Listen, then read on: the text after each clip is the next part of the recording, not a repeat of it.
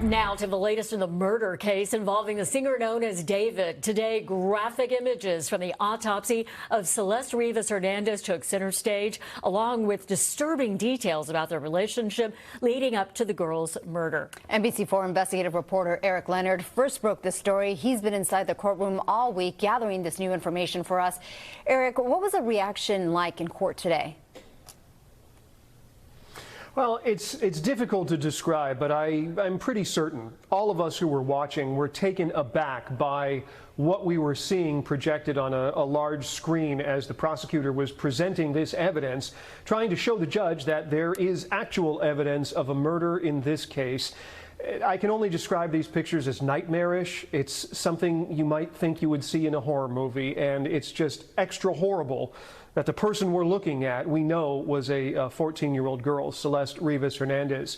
On the witness stand, Dr. Grant Ho, he's the pathologist from the LA County Department of Medical Examiner who examined her remains.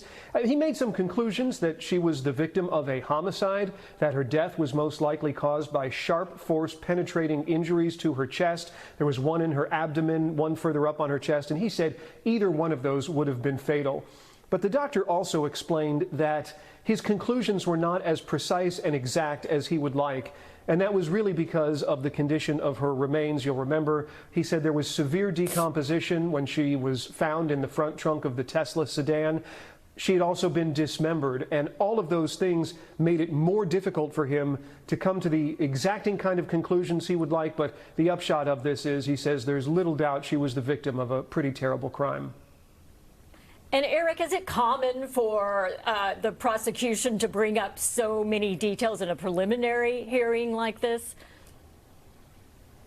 It's difficult to say because complexities of cases can range all over the map. Most preliminary hearings, in my experience, are much more abbreviated, a day or two, sometimes longer, but they focus on summarizing the evidence. In this case, what I think is a little bit unusual is we've had so many primary witnesses come in and describe how they obtain particular pieces of evidence, and then they explain how they relate to the case. I'll mention later today there was an LAPD detective on the witness stand who was responsible for reviewing David Burke's cell phone after they got a search warrant for it.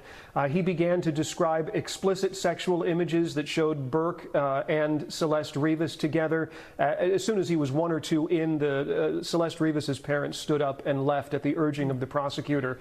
The descriptions were very difficult to listen to. And then for the last few hours of the day, he's been reading into the record text message exchanges between Burke and Celeste Rvias Hernandez. There were discussions about abortions, their intimate relationship, which really in the eyes of the prosecutor is sexual abuse of a minor. That, of course, is one of the charges. So longer hearing than usual, and in fact, we're going to be back Monday, but we really do believe now it will end on Monday. All right, a lot to digest there, Eric. Thank you so much for that update. NBC4 has been following this case from the very beginning. For a detailed timeline of how it all unfolded, head to our website, NBCLA.com.